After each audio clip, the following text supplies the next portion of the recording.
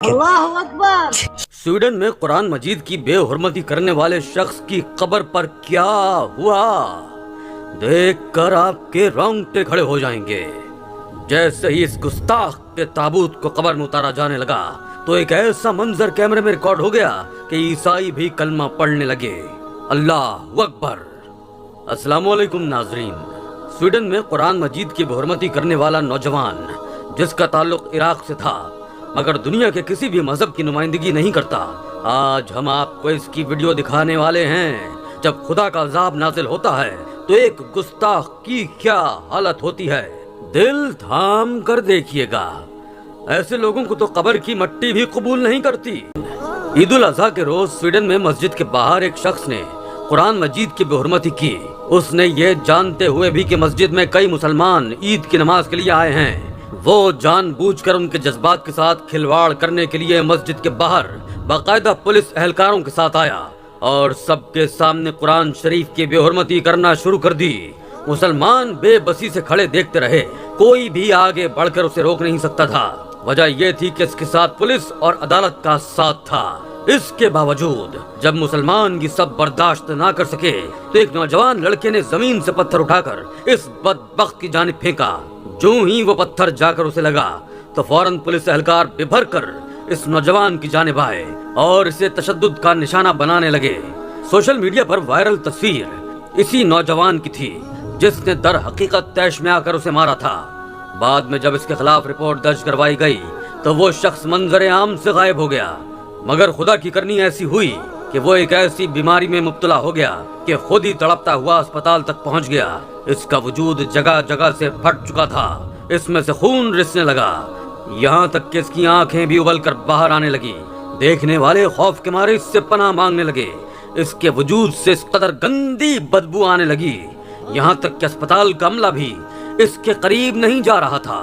کچھ لوگوں نے اسے آ کر یہ بھی کہا کہ وہ جیسس سے معافی مانگے، چونکہ اس کا گھرانہ ایک عیسائی مذہب سے تعلق رکھتا تھا، اس لیے وہ اسے اپنے مذہب کے مطابق معافی مانگنے کا کہہ رہے تھے۔ جبکہ وہ نوجوان لڑکا عراق سے تعلق رکھتا تھا، اس کا کوئی بھی مذہب نہ تھا، اسے دنیا کے ہر مذہب سے نفرت تھی۔ اسی بنا پر اس نے قرآن مجید کو بھی چیلنج کیا تھا، کیونکہ دنیا میں سب سے زیادہ ترقی پانے والا مذہب اسلام ہی ہے۔ وہ تو آخری سانس تک تڑپتا تڑپتا مر گیا، مگر اس نے خدا سے معافی نہ مانگی بلکہ اپنی ضد پر قائم رہا اور توہین آمیز الفاظ کہتا ہوا اس دنیا سے چل بسا۔ چونکہ اس کا عقیدہ عیسائیت تھا، اس کے والدین بھی اس سے شدید ناراض تھے۔ اس کے باوجود اس کا جسد خاکی واپس اس کے ملک عراق میں بھیجا گیا، جہاں پر اس کا عیسائی خاندان موجود تھا۔ اس کے خاندان والے بھی اس سے شدید نفرت کرتے تھے، کیونکہ عیسائی مذہب میں بھی میت کو تابوت میں ڈال کر دفنایا جاتا ہے، اس لیے یہ رسومات تو سر انجام دینی ہی تھیں۔ گھر والوں نے اس کے لیے دعائیہ کلمات ادا کیے اور عیسائیت کے مطابق رسومات ادا کرنے کے بعد جو ہی اس بدبخت کا وجود تابوت میں ڈالنے لگے تو اچانک تابوت میں آگ لگ گئی۔ تابوت میں رکھا گیا نرم مخمل کا کپڑا ایک دم سے آگ میں جلنے لگا، یہاں تک کہ تابوت بھی بالکل گرم انگارہ ہو گیا۔ لوگ خوف سے دور بھاگنے لگے، ان کے ہاتھوں سے میت چھوٹ کر زمین پر گر چکی تھی، مگر تبھی لوگ سنبھالتے ہوئے فوراً اس گستاخ کی میت کو کندھا دے گئے۔ لوگ حیران تھے کہ آخر تابوت میں آگ لگ کیسے سکتی ہے۔ انہوں نے ایک بار پھر تابوت تیار کیا، مگر تبھی لوگ سنبھالتے ہوئے فوراً اس گستاخ کی میت کو کندھا دینے لگے۔ لوگ حیران تھے کہ آخر تابوت میں آگ لگ کیسے سکتی ہے۔ انہوں نے ایک بار پھر تابوت تیار کیا اور اس کا وجود اس میں ڈالنے لگے، مگر ایک بار پھر کپڑا راکھ بن گیا۔ وہ تو تھا ہی بے حد گنہگار، یہ تو سبھی جانتے تھے۔ اسے کسی مخمل کے کپڑے کے بغیر ہی تابوت میں لٹا دیا گیا اور عیسائیوں کے قبرستان میں اس کے لیے قبر کی کھدائی شروع کر دی گئی۔ جب اس کی میت کو قبرستان لے جایا گیا تو اس کی میت اس قدر بھاری تھی اور بدبودار تھی کہ لوگوں کے لیے اٹھانا محال ہو رہا تھا۔ حیرانگی کی بات تو یہ تھی کہ وہ مر چکا تھا، مگر اس کے وجود، اس کے جسم سے اٹھتی ہوئی بدبو لوگوں کو سانس لینے میں بھی دشواری محسوس کروا رہی تھی۔ وہ اس کی میت اٹھا کر قبرستان پہنچے اور جو ہی تابوت کو قبر میں اتارنے لگے تو اچانک مٹی سیاہ ہونے لگی، سیاہ سے یوں سرخ ہو رہی تھی کہ گویا وہ مٹی نہ ہو بلکہ دہکتا ہوا کوئلہ ہو۔ وہ مٹی سیاہ سے سرخ انگارہ بننے لگی۔ لوگوں نے جب یہ دیکھا تو حضرت عیسیٰ علیہ السلام کے نام کو پکارنے لگے اور بائبل کی آیات کو یاد کر کے خدا سے پناہ مانگنے لگے، مگر یہ تو اس شخص پر خدا کا عذاب تھا۔ آخر اس نے خدا کی ذات اور اس کی لکھی گئی کتاب کو چیلنج کیا تھا۔ اس قبر کو بند کر کے دوسری جگہ قبر کی کھدائی کی گئی मगर जूं ही कब्र खोद कर गोरखन कब्र से निकला तो एक बहुत ही बड़ा सांप जमीन से निकल आया और फन फैलाकर बैठ गया। वो यूं देख रहा था जैसे इस मैयत का ही इंतजार कर रहा हो। वो अपनी नजर उस पर से हटा ही नहीं रहा था। लोगों ने डरते डरते वो कब्र भी बंद कर दी। आखिर अब तीसरी कब्र खोदी गई तो उसमें कुछ भी ऐसा मौजूद न था। उन्होंने एक पादरी को बुलवा लिया जो बुलंद आवाज में बाइबल की आयतों का विर्द करने लगा। इस बार कब्र बिल्कुल ठीक थी। जो ही इस गुस्ताख को कब्र में उतारा गया तो अचानक कब्र की दीवारें अंदर की तरफ धंसने लगी।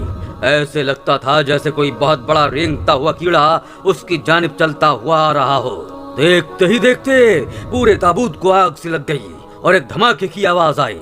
जमीन अंदर की तरफ धंसने लगी। लोग मारे खौफ के इधर उधर भागने लगे।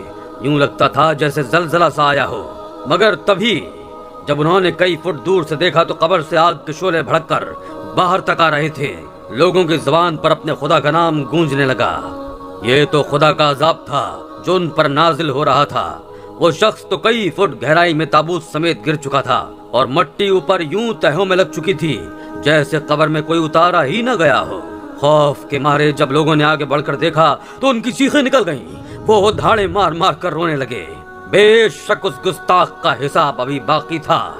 असल हिसाब तो उसका रोज़े महशर होना है और तब तक उसे शदीद अजाब से दोचार होना है। वहाँ मौजूद सभी ईसाई फौरन एक मस्जिद में चले गए और वहाँ पर जाकर इस्लाम कबूल कर लिया। इस शख्स के खानदान ने रोते हुए माफी मांगी। वो कब्र बंद कर दी गई थी मगर वो यूं खाली थी जैसे इसमें कोई मौजूद ही ना हो। लोगों का कहना था कि जिस पल आग के शोले भड़के थे उसी पल जमीन में एक बड़ा शिकाफ हुआ था और इस बदबख्त का वजूद उस जमीन में नीचे की जानिब ही धंसता हुआ चला गया। ईसाइयों के तो रोंगटे खड़े हो चुके थे। सभी ने ही इस्लाम कबूल कर लिया और कुरान मजीद को सीने से लगाकर कितनी ही देर ज़ारो कतार रोते रहे। ये मंजर देखकर मुसलमान भी अशबार हो गए। बस खुदा जिसे चाहे हिदायत दे दे। दोस्तों, दुनिया में इस्लाम ही वो वाहिद मजहब है जो तेजी से पूरी दुनिया में फैलता चला जा रहा है। ये हक है। बेशक इस्लाम इंसान को हक की राह दिखाता है। यही बात तो इन काफिरों की आंख में खटकती है। वो आए रोज ऐसे मौके में लगे रहते हैं जिनसे फसादात बरपा हो। मगर एक बात याद रखिए, ऐसा कर लेने से ना ही हमारे दीन की शान में कोई कमी आएगी और ना ही हमारी पाकीज़ा तरीन किताब कुरान मजीद की शान में कमी आएगी, बल्कि ये वक्त के साथ साथ मजीद बढ़ता चला जाएगा। इस बदबख्त शख्स ने गुस्ताखी की तो उसे इसकी सजा मिल गई, मगर इसके साथ साथ कई गैर मजहब के लोग हमारे मजहब की जानिब मुतवज्जे जरूर हुए हैं। कई लोगों ने इस्लाम कबूल करना शुरू कर दिया है। दर हकीकत ऐसी गुस्ताखियां करने वाले अपनी आखिरत खराब कर रहे हैं। खुदाबंद आलम ऐसे लोगों को नीस तो नाबूद फरमाए और इस्लाम को हमेशा सर बुलंद रखे। आमीन या रब्बुल आलमीन। बिस्मिल्लाहिर्रहमानिर्रहीम। अस्सलामु अलैकुम दोस्तों, मैं उम्मीद करता हूँ कि तमाम अहबाब खैरियत से होंगे और ईमान और सेहत वाली ज़िंदगी से मुस्तफ़ीज़ हो रहे होंगे। अल्लाह ताला तमाम मुसलमानों को सेहत और आफ़ियत वाली और ईमान और इस्लाम वाली ज़िंदगी अता फ़रमाए। दोस्तों, उम्मीद करता हूँ कि आपको हमारी वीडियो पसंद आई होगी। बहुत ही खूबसूरत वीडियो थी।